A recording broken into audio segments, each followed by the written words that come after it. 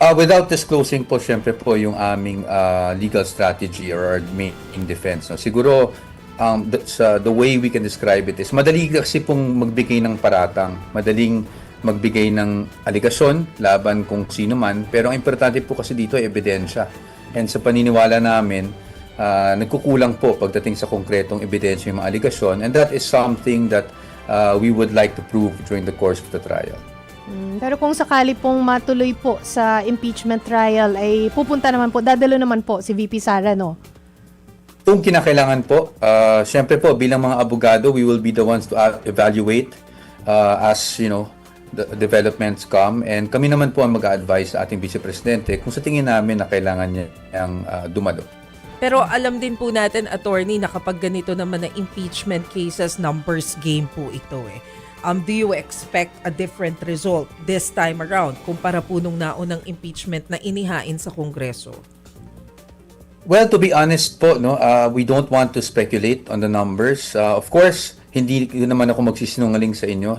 Definitely, yung numbers will come into play because as we all know, impeachment is both political and legal. So pagdating naman po sa numero, we really don't want to speculate at this point. Ang trabaho lang po ng legal team is to present the best defense we can for the Vice President and give the benefit of the doubt sa ating mga representatives, at even kung umabot man to sa Senate, to our senator judges to decide based on the evidence. Same legal team po ang hahawak ng kaso ni VP Sara, sir?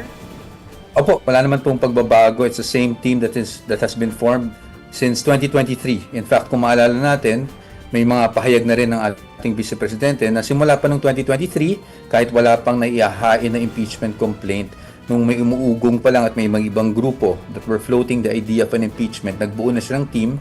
So the team is intact and it will be the same team po for the upcoming impeachment complaints.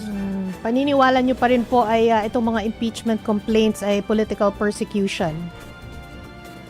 Alam nyo, pagdating sa political persecution, kami po bilang sa legal team, we're really concerned more of presenting a strong defense for the Vice President. Pagdating sa political persecution, nagmamasid naman po ang taong bayan, iwan na lang po natin siguro sa taong bayan yan.